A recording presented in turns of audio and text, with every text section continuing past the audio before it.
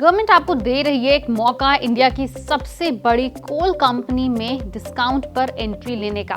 You heard me right, coal India का share अब cheaper valuation पर अवेलेबल होने वाला है क्योंकि गवर्नमेंट ऑफ इंडिया ला रही है एक मैसिव ऑफर फॉर सेल यानी OFS। बता दें कि गवर्नमेंट कोल इंडिया में अपना अप टू 2% स्टेक टेक्निकली बेचने वाली है और इसका फ्लोर प्राइस रखा गया है लगभग 412 रुपए पर शेयर। शॉकिंगली ये प्राइस पिछले क्लोजिंग प्राइस 458 के कंपैरिजन में लगभग 10% डिस्काउंट पर अवेलेबल है। अब समझिए पूरा गेम। तो कोल इंडिया ने अनाउंस किया है कि पहले फेज में लगभग 6.16 करोड़ शेयर्स बेचे जाएंगे, जो कंपनी की टोटल इक्विटी का ऑलमोस्ट 1% है। लेकिन अगर डिमांड ज्यादा आई तो गवर्नमेंट के पास ऑप्शन है लगभग 6.16 करोड़ शेयर्स बेचने का। मतलब टोटल डील साइज हो सकता है almost somewhere around 12.3 crore shares का और वैल्यू हो सकती है इसकी अराउंड 5000 करोड़ से भी ज्यादा। नॉन रिटेल इन्वेस्टर्स के लिए OFS 27 मई को ओपन हो जाएगा, जबकि retail investors and eligible employees इसमें 29 मई से पार्टिसिपेट कर सकेंगे।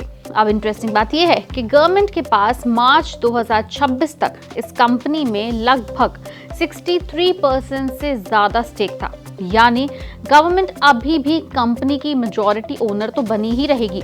लेकिन अब आपके पास भी मौका है कंपनी का ओनर बनने का। लेकिन मार्केट का रिएक्शन काफी ब्रूटल रहा है। 27 मई 2026 मॉर्निंग को कोल इंडिया का जो स्टॉक है वो ऑलमोस्ट 5 से 6% से ज्यादा टूट गया। NSE पर अराउंड 428 तक आ पहुंचा। एक हफ्ते में अगर आप देखोगे तो स्टॉक ऑलमोस्ट 6% गिर चुका है और एक महीने में ऑलमोस्ट 2 to 3% से ज्यादा डाउन है। लेकिन लॉन्ग टर्म इन्वेस्टर्स के लिए पिक्चर काफी अलग है। 2026 में अब तक स्टॉक ने ऑलमोस्ट 9% अप का रिटर्न दिया है। एक साल में भी 9% का रिटर्न दिया है, 3 सालों में तो 80% से ज्यादा का रिटर्न दिया है एंड 5 इयर्स में मैसिव 200% से भी ज्यादा का रिटर्न। कंपनी का market cap nearly 2.7 lakh crore के करीब है और फंडामेंटल्स भी वीक नहीं है।